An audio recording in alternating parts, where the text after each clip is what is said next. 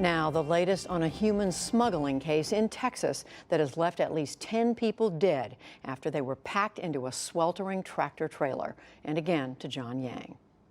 The truck driver, James Bradley, was charged in federal court today with knowingly transporting people who are in the country illegally for money. According to the criminal complaint, a Walmart employee called police early Sunday to report the suspicious tractor trailer in the parking lot after someone asked for water. Officers found dozens of people packed into the sweltering trailer. In addition to the dead, nearly 20 others are still hospitalized. Bradley told police he was driving the tractor trailer from Iowa to a new owner in Brownsville, Texas, and wasn't aware of what or who he was hauling until he stopped at the Walmart for a bathroom break. Survivors said there was no air conditioning and described taking turns to breathe through a hole in the trailer. Jason Book is covering the story and reports on border and immigration issues for the San Antonio Express News. Jason, thanks for joining us. Bring us up to date. What's the latest today, and what did we learn from the truck driver's appearance in court? Well, there wasn't a whole lot said in court this morning.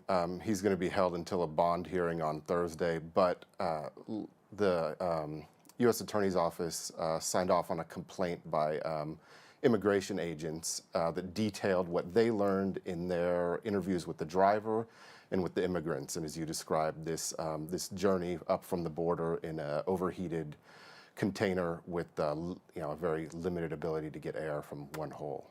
And talk about the charges he's facing. They're federal charges. What's the maximum penalty? So most smuggling charges come with a maximum penalty of 10 years in prison, but because people died in this case, he actually faces up to life in prison or the death penalty. We had another incident here about 15 years ago in which several people died. About 19 people died after being abandoned in a trailer. The death penalty was overturned in that case, and that driver got 34 years. So it would be difficult for the U.S. Attorney's Office to prove up a capital case here. How widespread are these smuggling operations? What can you tell us about them? I mean, people come across the border in South Texas every day. The Border Patrol in Laredo, which is where these folks crossed, have reported in the last couple months an uptick in people using tractor trailers to try to get through the Border Patrol checkpoint and reach the cities to the north. It's been a long time since we've had a fatal incident like this involving a tractor trailer, but certainly there have been a number of incidents reported by Border Patrol recently of dozens of people packed into tractor trailers.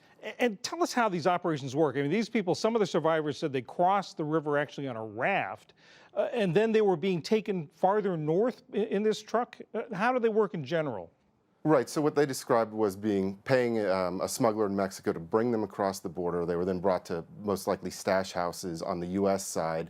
And then when it was time to load the truck up, it appears that people who were being smuggled by different groups were all brought to where this trailer was parked, loaded into the trailer, and then driven to Laredo. And in fact, each group was given a different color tape to determine who they should go with when they arrived in San Antonio.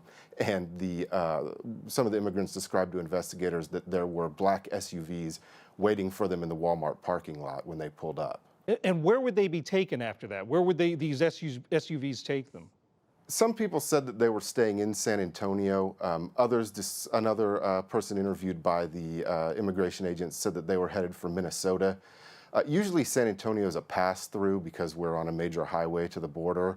People are usually going on to major metropolitan areas or regions of the country that employ a lot of immigrant labor, so areas with large agricultural industries or construction booms.